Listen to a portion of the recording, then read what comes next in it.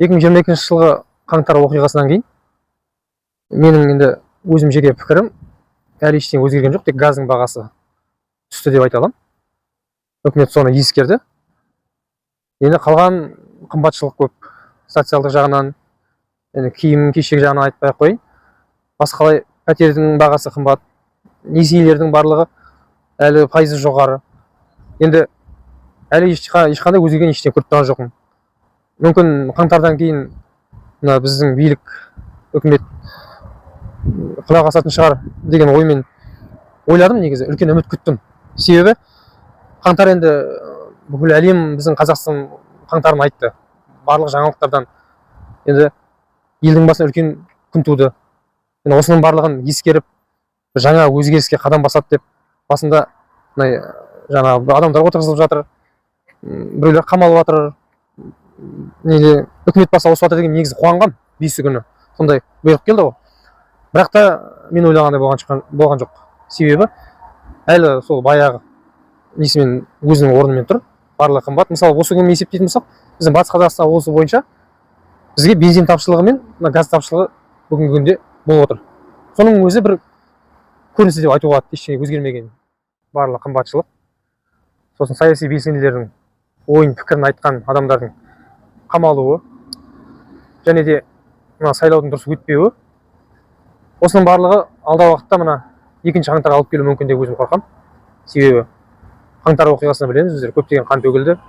Яғни ол төгілген біздің Қазақстан Республика азаматтары, өзіміздің қаракөз қыздар мен қаракөз азаматтар, жігіттер. Егер осылай жалғаса беретін болса, ол 2 қаңтарға қайталауы мүмкін. Себебі әділдік болу қажет. Бізде саяси белсенді жоқ деп айтады. Мына неге Европарламентке, бірақ бізде саяси белсенділер өте көп отырған. Ешқандай жазықсыз отырған азаматтар көп. Соған байланысты олардың туыстары, ағалары, әкелері, аналары, олар енді қазір ашуланып отыр. Ендігі уақытта бірдеңе болатын болса, енді бізден жақсылық күтпеңіздер дейді. Себебі өзінің тума-туысқаны үшін олар енді ештеңеден аянбайды деп айта алар. Сондықтан енді біздің қазіргі уақытта біздің үкімет осылардың бәрін қолға алып, билік ойлану керек. Барлығын дұрыстап ұйымдастыру керек. Енді жалпы қазіргі уақытта енді райондық, аудандық мәслихат депутаттығымыз болып жүрміз. Енді алдағы уақытта мәжіліске барып, халықтың үнін арғай жеткізіп, сондай мақсат қойып отырмыз. Енді оның себебі Қазақстан Республикасының дамыған 30 елдің қатарына қосылу үшін бір Жапония деген мемлекеттерден, Оңтүстік Корея деген мемлекеттер біз айта бермей, өзіміз сол сияқты болу үшін мәжіліс депутаты болған жағдайда, енді билік басына барған жағдайда менің жалпы өзімнің ойым ең бірінші заңдарды түзеу керек. Заңдар бар, бізде жоқ емес, жақсы заңдар, бірақ орындалуын дұрыстау керек. Енді заңнан кейін екінші саяси белсенділерді солардың барлығын босатуын қолға алар едім. Сайлау ең бірінші маңызды мәселе. Халықтың дауысы, көзқарасы сайлау арқылы беріледі. Негізі Мағжан Жұмабаевтың кезінде мен жастарға сенемін деген өлеңі бар ғой.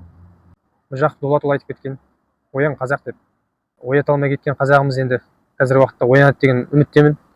Алдағы уақытта біз көрмесек те біздің балаларымыз көрер деп ойлаймын. Алдағы уақытта енді өзгеріс керек. Мен сенемін жалпы өзгеріс болады деп. Біздің енді Қазақстан дамыған 30 елдің қатарына кіреді деп сенемін. Жақсыға жорық. Эволюцияға бастар жол революция дейді ғой. Енді ешқандай ешкімнің қан төгілгенін, ешкімнің көшеге шығып қырылғанын қаламаймын.